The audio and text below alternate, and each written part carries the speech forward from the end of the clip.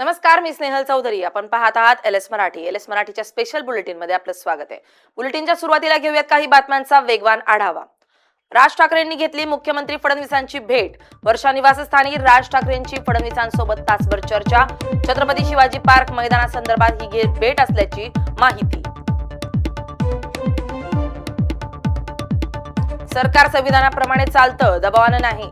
एकाचं उरबाडून दुसऱ्यासोबत असं करणार नाही. मराठा आरक्षणावरून मुख्यमंत्री देवेंद्र फडणवीसांची स्पष्ट भूमिका. दिल्लीहून पुण्याला येणाऱ्या स्पाइस जेटच्या विमानात तांत्रिक बिघाड. अचानक विमानाचं तापमान वाढलं. वयोवृद्धांसह प्रवाशांना श्वास घेण्याचा त्रास. प्रवाशांना तातडीनं बाहेर काढण्यात आल्यानं टळला अनर्थ. नागपुरातील मुख्यमंत्री देवेंद्र फडणवीसांच्या कार्यक्रमाला भाजपच्या 40 नगरसेवकांची दांडी. गैरहजर नगरसेवकांना पाठवली जाणार नोटीस. भाजपच्या गटनेत्यांचा निर्णय. पालघर सामूहिक लैंगिक अत्याचारानं हादरलं. मित्रासोबत फिरण्यासाठी गेलेल्या तरुणीवर 6 जणांकडून सामूहिक लैंगिक अत्याचार. 3 आरोपींना काही तासातच अटक, तर 3घांचा शोध सुरू. मराठी येत नसल्यास ऑटो चालकांचा परवाना होणार रद्द. आज जाहीर होणार सरकारचं GR. मराठी शिकण्याकरिता दिली होती 1 महिन्याची मुदत.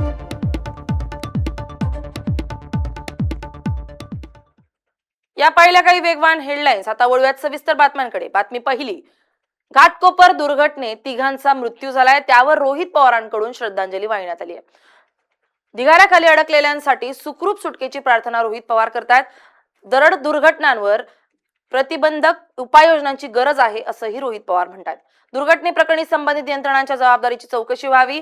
मुंबईत घाटकोपरमधील चाळीवर दरड कोसळल्यानं 3घांचा मृत्यू झाल्याची अत्यंत दुःखद आणि दुर्दैवी घटना घडली आहे. यातील मृतांना भावपूर्ण श्रद्धांजली वाहण्यात आली आहे. दरडीच्या ढिगाऱ्याखाली अडकलेले सर्वजण सुखरूप निघावेत ही प्रार्थना त्यांनी केली आहे. शहरी भागात अशा प्रकारची दुर्घटना घडत असेल तर याबाबत करावयाच्या उपाययोजनांची जबाबदारी योग्य पद्धतीने पार पाडली गेली पाहिजे नाही का याचीही चौकशी झाली पाहिजे असा ट्विट आमदार रोहित पवार यांनी केलाय. वळूयात पुढच्या बातमीकडे. खासदार अमोल कोल्हेंची रेल्वे मंत्री अश्विनी वैष्णव यांकडे मागणी. Pune Nashik semi high speed railway जुन्याच मार्गाने करा. रेल्वेसाठी झालेल्या जनआंदोलनाची रेल्वे मंत्र्यांना माहिती. अश्विनी वैष्णव यांच्या निर्णयाकडे सर्वांचंच लक्ष. पुणे नाशिक सेमी हायस्पीड रेल्वेचा मार्ग जुन्याच पद्धतीने कायम ठेवण्याची मागणी खासदार डॉक्टर अमोल कोल्हे यांनी केली आहे. चाकण, मंचर, नारायणगाव, संगमनेर आणि सिन्नर मार्गेच हा रेल्वे प्रकल्प राबवावा अशी आग्रही भूमिका त्यांनी घेतली आहे. पुणे नाशिक रेल्वेच्या जुन्या मार्गावरच प्रकल्प राबवण्याची मागणी खासदार डॉक्टर अमोल कोल्हे यांनी रेल्वे मंत्री अश्विनी वैष्णव यांच्याकडे केली आहे.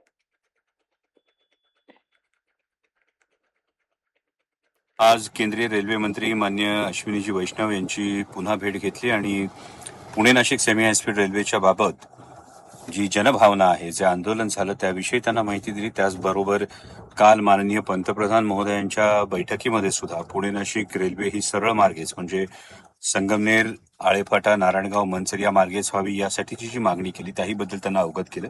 आणि त्याचबरोबर चाकण MIDC मधून ज्या 20 कंपन्या स्थलांतरित होण्याची जी बातमी आहे ती त्यांच्या कानावर घालून चाकण विमानतळ यासाठी जी जमीन उपलब्ध होती त्या ठिकाणी PM गतिशक्ती टर्मिनल करण्यात यावं. आणि हे PM गतिशक्ती टर्मिनल करत असताना Chhatrapati Sambhajinagar, Ranjangaon MIDC, Chakan MIDC, Talegaon MIDC ते JNPT पोर्ट असं एक डेडिकेटेड फ्रेट कॉरिडॉर करण्यात यावा, जेणेकरून आपल्या भागातल्या संपूर्ण वाहतुकीवर जो ताण येतो, जी माल वाहतूक सुरू असते त्या माल वाहतुकीमुळे जो ताण येतो त्यामुळे. वळूयात पुढच्या महत्वाच्या बातमीकडे. क्लस्टर योजनेवरून महासभेत सत्ताधारी आणि विरोधक आमने सामने आलेत. क्लस्टरच्या मुद्द्यावर महासभेत गोंधळ पाहायला मिळालाय. ठराव बहुमताने मंजूर होणार आहे का असा प्रश्न आता पडलाय. विकासाच्या नफ्यासाठी नवी मुंबईचा सौदा नाही, सागर नाईक म्हणतायत. सिंगापूर, शांघाय बनवणार असाल तर बनवा, सागर नाईक यांचं वक्तव्य. त्यामुळे आपला उद्दिष्ट घरं वाढून भेटावी आहेत की प्रॉफिट भेटावं आहे. हे बघा, पैसा कमवून या नवी मुंबईचा सौदा नाही करायचा आम्हाला. या विकासकाच्या नफ्यासाठी नवी मुंबईच्या जनतेचा सौदा नाही करायचा आम्हाला. या नवी मुंबई जनतेच्या मूलभूत सुविधा आम्हाला विकायच्या नाहीयेत. काही जण म्हणाले सिंगापूर करायचंय, शांघाय असा उच्चार केला ना, आम्ही बनवू, पण ठाणा तर मुळीच नाही बनवणार. पण अशा पद्धतीचं जर UDCPR लागू करत बसले तर ते वळूयात पुढच्या बातमीकडे, पावसाच्या बातमीकडे. माळशेज घाटात निसर्गाचं रौद्र आणि नयनरम्य रूप, दाट धुके आणि उंच कड्यांवरून खळखळून वाहणारे धबधबे, हिरवाईनं नटलेला परिसर पर्यटकांना भुरळ घालतोय. क्षणात धुकं हटतंय, क्षणात दाट धुक्यात हरवतंय. माळशेज घाटात निसर्गाचं रौद्र आणि नयनरम्य रूप पाहायला मिळतंय. दाट धुकं आणि उंच कड्यांवरून खळखळणारे वाहणारे धबधबे आणि हिरवाईनं नटलेला परिसर पर्यटकांना भुरळ घालतोय. नागफणी पॉइंटवर क्षणात धुकं बाजूला होत आहे आणि क्षणात अवघा घाट धुक्याच्या चादरीत गायब होतोय. याच अद्भुत निसर्ग सौंदर्याचा थेट आढावा घेतलाय आमच्या प्रतिनिधी नीलम चापोडे यांनी. पाहूयात. सह्याद्रीच्या पर्वतरांगांमध्ये पाऊस पडत असल्यामुळे इथे दाट धुके निर्माण झालेले आहे. आपण माझ्या मागे पाहू शकता की इथे एवढे धुके आहे की खाली जी दरी आहे ती सुद्धा दिसत नाही. हा पॉइंट म्हणून या पॉइंटला ओळखले जाते. तसेच ह्याच्या शेजारी कल्याण अहिल्यानगर मार्ग शेजारीच हा पॉइंट आहे आणि इथे भरपूर लोक हे पर्यटनासाठी येत असतात आणि याच्यामध्येच आपल्यासोबत बोलण्यासाठी काही पर्यटक आहेत, त्यांच्याकडून आपण जाणून घेऊ की काय सांगाल तुम्ही, कुठून आलेले आहात हा पॉइंट बघण्यासाठी? खूप मौसम छान वाटतो.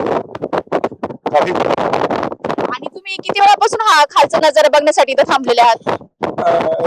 एवरी ईयर हम विजिट करते हैं यहाँ पे, बहुत ही आनंद आता है ये प्लेस पे आके. आप इधर आते हो ना, खाली नजारा आपको दिसतो का दरवर्षी येतो त्यावेळेस? जो नजारा है नीचे का वो आपको दिखता है क्या हर साल? ये सब तो बिल्कुल भी नहीं दिख रहा है हमने को, पूरा फॉग हो गया है. इथे एवढं धुकं दाटलं आहे की खालचा काहीच नजारा दिसत नाही. त्यासाठी पर्यटक बराच वेळ तासन तास थांबलेले असतात खालचा जो नजारा आहे तो पाहण्यासाठी. तसेच इथे बऱ्यापैकी जो धबधबे आहेत ते सुद्धा हा धुकं निघून गेले की लोकांना दिसत आणि हा खालचा नजारा बघण्यासाठी खूप सारे पर्यटक या पॉइंटवर आलेले. पुढची बातमी अहिल्यानगर मधून. ताहाराबाद मध्ये पांडुरंग महोत्सवाला लाखो भाविकांची गर्दी जमली आहे. शेकडो दिंड्या वारकरी दाखल झालेत. ताहाराबाद भक्तिमय वातावरणात न्हाऊन निघालाय. संत कवी महपती महाराजांच्या भूमीत भक्तीचा जागर करण्यात येतोय. भाविकांच्या सुरक्षेसाठी राहुरी पोलिसांचा चोख बंदोबस्त तैनात करण्यात आलाय.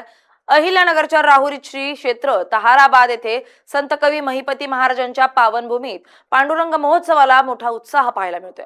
विविध भागातून लाखो भाविक, वारकरी आणि शेकडो दिंड्या ताहाराबाद मध्ये दाखल झाल्यानं परिसर भक्तिमय झाला. भाविकांची गर्दी लक्षात घेता राहुरी पोलिसांकडून चोख बंदोबस्तही तैनात करण्यात आलाय. हा पांडुरंग उत्सव हा संत कवी महिपती महाराज 1795 सालापासून हा उत्सव चालू आहे. तो आज तागायत चालू आहे. महिपती महाराजांना ज्यावेळेस शक्य झालं नाही पंढरपूरला जाणं, त्यावेळेस त्यांनी पांडुरंगांना वारकऱ्यांमार्फत पत्र पाठवलं की आता मला शक्य नाही. तर पांडुरंगांनी त्यांना दृष्टांत दिला का मी तिथे येईल, तू काळजी करू नको. आणि म्हणून पंढरपूरची मोठी एकादश झाली की छोट्या एकादशीला पांडुरंग स्वतः. या पाहिल्यात काही सविस्तर बातम्या. आता पाहूयात काही आत्ताच्या घडीच्या महत्वाच्या घडामोडी. पुणे जिल्ह्यात मतदार यादी पुनरीक्षणाला वेग. 26,11,000 मतदारांचे अर्ज संशयाच्या भोवऱ्यात. मतदारांची नावं तपासून यादी अद्ययावत करण्याचं आवाहन. नवी मुंबईत सिडकोच्या आर्थिकदृष्ट्या दुर्बल घटकांसाठी नवीन गृहनिर्माण योजना. 4,779 सदनिकांची 15 ऑगस्ट पासून ऑनलाईन नोंदणी सुरू. पुणे रुग्णवाहिकांसाठी सुधारित भाडेदर लागू. 25 किलोमीटर अंतरासाठी आता 700 रुपये भाडे. खासगी रुग्णवाहिकांकडून जादा भाडे आकारल्यास कारवाईचा इशारा. पुणे, पिंपरी चिंचवड आणि बारामती परिसरात नवे दर लागू. वाशिममध्ये जवळका अमानवाडी रस्त्याची चाळण. खड्ड्यांमुळे अपघाताचा धोका वाढला. संबंधित प्रशासनाकडून तातडीच्या दुरुस्तीची मागणी. परभणीमध्ये उंदीर मारण्याचं औषध प्राशन केलेल्या तरुणाचा उपचारादरम्यान मृत्यू. माहेरी गेलेली पत्नी नांदाला येत नसल्याच्या तणावात तरुण. गंगाखेड पोलीस ठाण्यात अकस्मात मृत्यूची नोंद. पुण्याच्या सिंहगड रोडवर बंद फ्लॅट फोडून लाखोंचे दागिने लंपास. कपाटातून 2,07,000 रुपयांचे सोन्याचे दागिने चोरीला. पोलीस ठाण्यात घरफोडीचा गुन्हा दाखल. अज्ञात चोरट्यांचा पोलिसांकडून शोध सुरू. पुण्यात डिजिटल अरेस्टद्वारे ज्येष्ठ नागरिकाची फसवणूक, तब्बल 10,74,06,000ची फसवणूक करणाऱ्या टोळीतील फरार आरोपीला अटक. शिरूरमध्ये अज्ञात वाहनाच्या धडकेत कोल्ह्याचा मृत्यू, रस्त्यावर मृतावस्थेत कोल्हा आढळल्यानं परिसरात खळबळ. घटनेची माहिती मिळताच वनविभाग घटनास्थळी दाखल. बारामतीतील भिगवण पोलिसांची दमदार कामगिरी, गावठी पिस्तूल बाळगणाऱ्या आरोपीस अटक, 5,40,000चा मुद्देमाल हस्तगत. न्यायालयाकडून आरोपीला 13 ऑगस्ट पर्यंत पोलीस कोठडी. राज्य उत्पादन शुल्क विभागाची नाशिकमध्ये मोठी कारवाई, 2 कोटींचा मुद्देमाल हस्तगत. संशयित वाहन चालक पथकाच्या ताब्यात. दीप अमावस्येच्या अनुषंगानं राज्य उत्पादन शुल्क अलर्ट मोडवर. या होत्या आताच्या घडीच्या काही महत्त्वाच्या घडामोडी. पाहत रहा LS मराठी, सत्याची नवी दिशा.